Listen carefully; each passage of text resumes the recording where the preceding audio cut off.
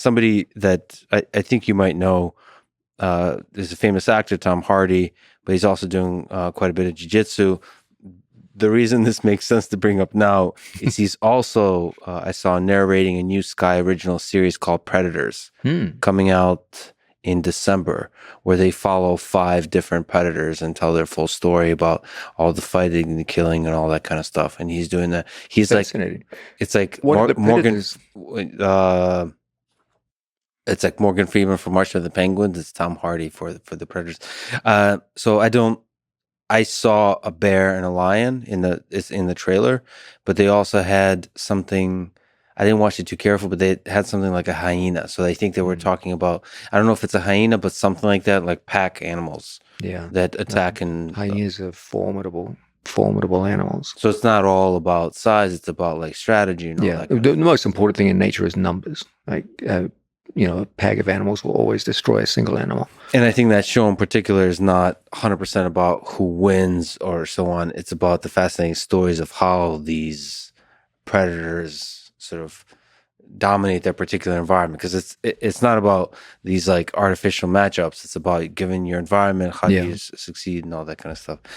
Maybe we could do Gordon Ryan versus a house cat. Gordon might have a small chance against the house cat, maybe. See, now I know you're just trolling me. I think Gordon has a chance against, definitely against the smaller apes. But I have no way of proving it, and the internet will say I'm an idiot. So there you go. The internet is correct every so often. So there's it's funny enough. I'm looking at Tom's Instagram. He has a picture with Hanzo. He's competed recently, which is very cool in jiu-jitsu. That's awesome. That's tough to do for a celebrity to step up. Oh yeah, absolutely, yeah. And he used to consult with me a little bit on moves when he was starting out. He's a very, very nice person. Oh, about jiu-jitsu? Yeah, he asked questions about jiu-jitsu. He struck me as being a very, very nice person. I would love to be a fly in that wall. But he made a post on Instagram, which I'd love to get your opinion on.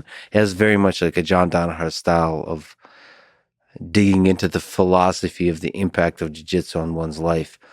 Is his Instagram post 18 pages long? Yes.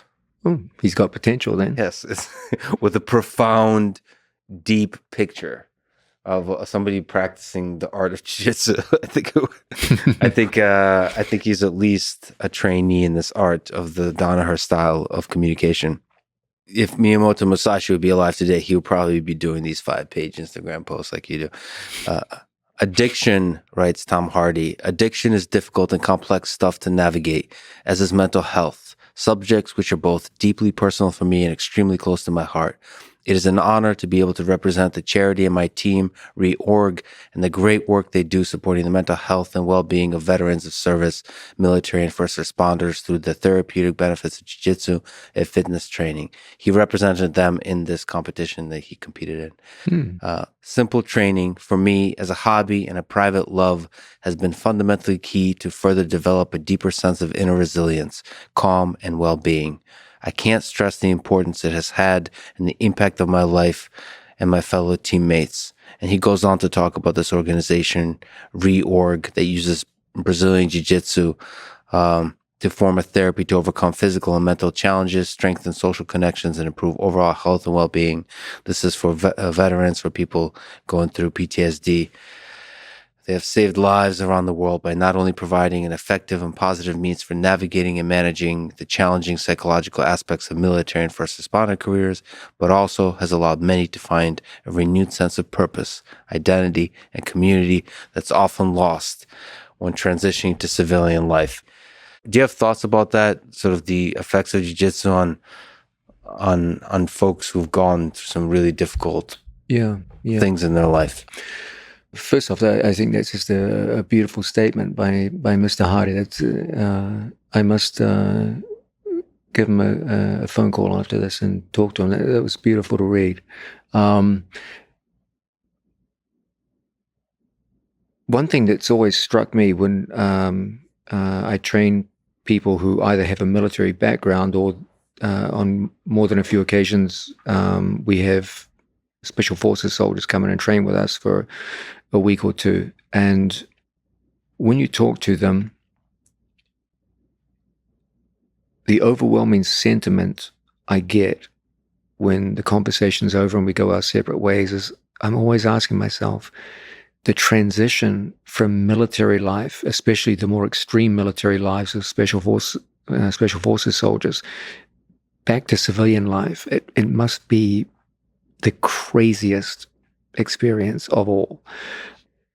You've got people who are fighting and dying alongside their comrades in the most extreme circumstances that any human being can go through. And then they're pulled back into a life where people are arguing with them over parking spots. Just like the average person's day-to-day life is so mundane that imagine what must be going through a man's head who a few weeks or months ago was literally fighting for his life and his comrades' lives, watching people that he loved die or get mutilated in front of him. Things that, in a matter of seconds, people's lives can be torn apart and changed forever. And then suddenly you get thrown into a life where people are arguing over, who's cut who off who in line to buy a coffee. The intensity of camaraderie and love that you have for each other. And then you go from incredible intensity in war to just mundane, boring life. And going from one to the other, where people are yelling at you or nagging you over issues that just seem so inconsequential compared to what you've been through. And you're supposed to take these people seriously and listen to them. But not only that, you do have trauma visions of dead brothers and sisters. Yeah. And you feel like you can't really talk to these civilians about it. There's nothing in their experience that would enable you to have a conversation with them. Like they don't even, how do you talk to your new girlfriend about, watching one of your friend's legs get taken off? Like there's no conversation you could have with them. So I find that typically they do best when they hang out with each other because they have shared experience and they can talk about these things. But I do find that most jiu-jitsu schools have something like a kind of military barracks demeanor to them, of like camaraderie, hard work, shared hard work, teamwork,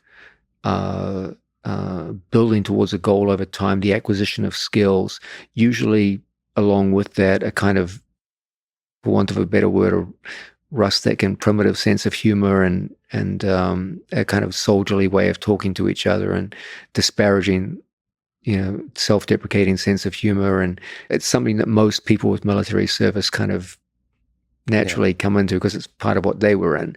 And so it's like a toned down version of it, which enables them to form a stepping stone between the military life that they were in all the way down to civilian life. And jiu-jitsu is kind of like a bridge between those two.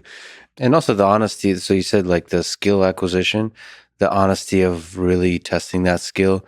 There is a deep honesty to war. And in a distant way, but in a way, there's an honesty to jiu-jitsu too, of technique, working and not. And there is simulated death. It's not real death. It's simulated death on the mat. Yeah. And there's a similar kind of honesty there. And there's also a similar kind of esteem towards skill. Yeah. Just as regular soldiers look up to special forces soldiers because they see them as people who have,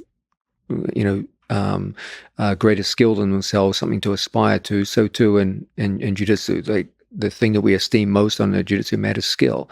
No one gives a damn what you look like or what you think. That you're judged mostly by your skill level, and so they tend to identify with that.